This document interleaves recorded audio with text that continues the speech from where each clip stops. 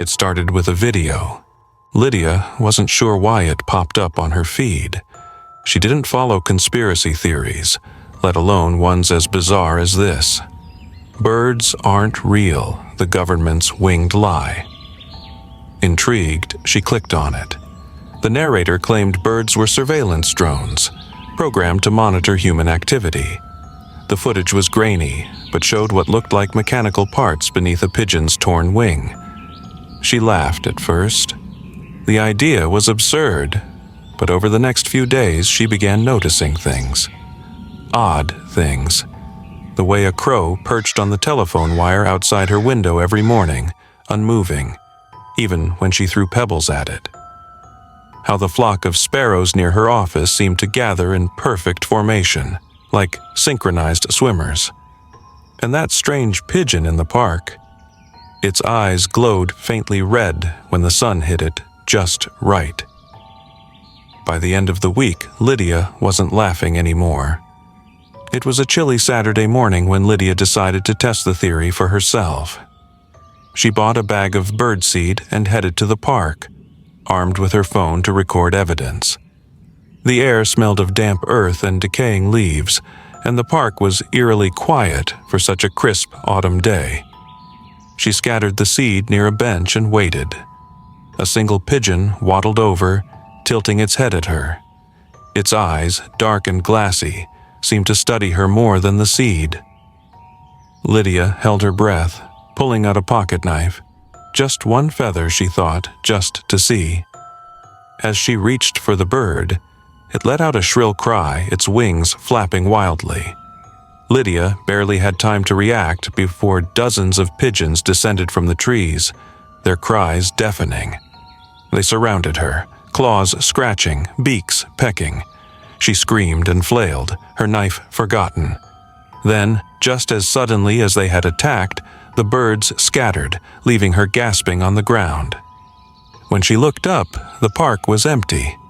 But the crow was there, perched on a lamppost, watching. That night, Lydia couldn't sleep. Her arms were covered in scratches, her mind racing with questions. She replayed the events in the park over and over, searching for some rational explanation. But her thoughts kept circling back to the video. What if it's true? Around 3 a.m., she heard a soft tapping at her window. She froze. Her apartment was on the 4th floor. Slowly, she crept to the window and peered out. A pigeon sat on the sill, its head cocked at an unnatural angle. Its beak opened and closed silently, as if mimicking speech. Lydia's breath hitched. She reached for her phone to record, but the bird launched itself at the glass, cracking it. Lydia screamed, stumbling backward. The pigeon flapped outside the broken window, joined by others. Dozens of them, their beady eyes glowing faintly red in the dark.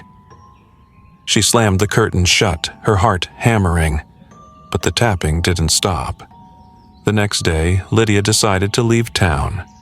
She packed a small bag and drove aimlessly, avoiding highways, keeping the windows rolled up. Birds lined the power lines, watched from fences, circled overhead. She could feel their eyes on her, even when she couldn't see them. She checked into a dingy motel on the outskirts of a nowhere town. The walls were thin, the air smelled of mildew, but it was quiet. For the first time in days, Lydia felt safe, until the TV turned on by itself. The screen flickered and an image of a pigeon appeared, its head twitching mechanically. Static buzzed through the speakers, forming a distorted voice. "You should have left it alone, Lydia." Her blood ran cold. The TV shut off. A moment later, she heard the unmistakable rustle of wings outside. She bolted for the door, but the hallway was filled with birds, crows, sparrows, pigeons, perched on every surface. They stared at her, unblinking. When she tried to scream, a crow dove at her, sharp claws tearing at her face. Lydia was never seen again. Local authorities found her motel room in disarray, feathers scattered everywhere. Her car was still in the parking lot, keys in the ignition. No one could explain the strange blackened marks on the walls, shaped like clawed wings. Back in the city, the crow still perched outside her apartment, motionless, waiting.